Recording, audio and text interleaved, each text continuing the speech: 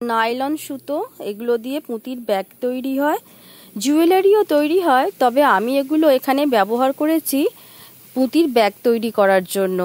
আমি বেশ কিছু ভিডিওতে মাঝে মাঝে অল্প অল্প করে এই সুতোগুলো সম্বন্ধে তথ্য দিয়ে রেখেছি, কিন্তু যেহেতু নতুন ভিউয়ার্সরা এসে শুধুমাত্র চ্যানেলের বড় ভিডিওগুলোর থাম্বনেল দেখে তারপর সেগুলো ওয়াচ করে, তাই সেগুলো বোঝার উপায় থাকে না কোনখানে ওই তথ্যটি রয়েছে। এই সমস্যার কারণেই আমি আলাদাভাবে ভিডিও বানিয়ে এটা পোস্ট করে দিচ্ছি, যাতে কোনো অসুবিধাই আর না থাকে। এখানে সুতোগুলো বিভিন্ন কোয়ালিটির রয়েছে আর বিভিন্ন মাপের রয়েছে। আপনাদের পছন্দ মতো বুঝে কিনে নিতে হবে। এটা দেখুন রয়েছে 60 mm। এই সুতোগুলো এইরকম রিং রিং বান্ডেল আকারে পাওয়া যায়। খুচরো নিলে এই একটা বান্ডেল নিতে হবে যে কটা রিং এর মধ্যে রয়েছে, আর নয়তো কেজি হিসাবে নিতে হবে। 1 কেজিতে এবার যতটা আসবে। তবে সুতো যত বেশি নেওয়া হবে সেক্ষেত্রে দাম একটু কম হবে, এটাই নিয়ম প্রত্যেকটা জিনিসের ক্ষেত্রেই। এছাড়াও আরও একটা রিল পাওয়া যায়, যেটা আমার কাছে এই মুহূর্তে নেই, তাই আমি দেখাতে পারছি না। এবার দেখুন এই সুতোটা,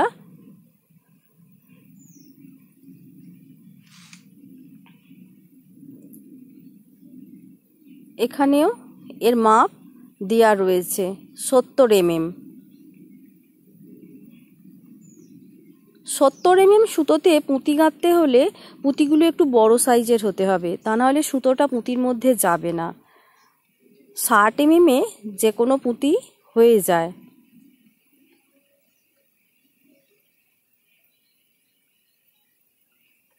অনেক ক্ষেত্রে ছোট ব্যাগের হ্যান্ডেল তৈরি করার জন্য 70 mm সুতো ব্যবহার করা হয়, আর অনেক বড় সাইজের ব্যাগ তৈরি করতে হলে 70 mm সুতো ব্যবহার করলে ভালো হয়। এটা দেখুন, এটা দিয়ে পুঁতি গাঁথা হয় না। এটা 90 mm সুতো, এটা দিয়ে হ্যান্ডেল তৈরি করি। ব্যাগ তৈরির মতো করে যে হ্যান্ডেলগুলো তৈরি হয় সেখানে কিন্তু 90 mm সুতোটা ব্যবহার হয় না। এখানে শুধুমাত্র একটা একটা পুঁতি দিয়ে যে সরু হ্যান্ডেলগুলো তৈরি হয় সেখানেই এই 90 mm সুতোটা ব্যবহার হয়। নয়তো 90 mm সুতো দিয়ে পুঁতি গাঁথতে অসুবিধা হয়, গিঁট দেওয়া যায় না।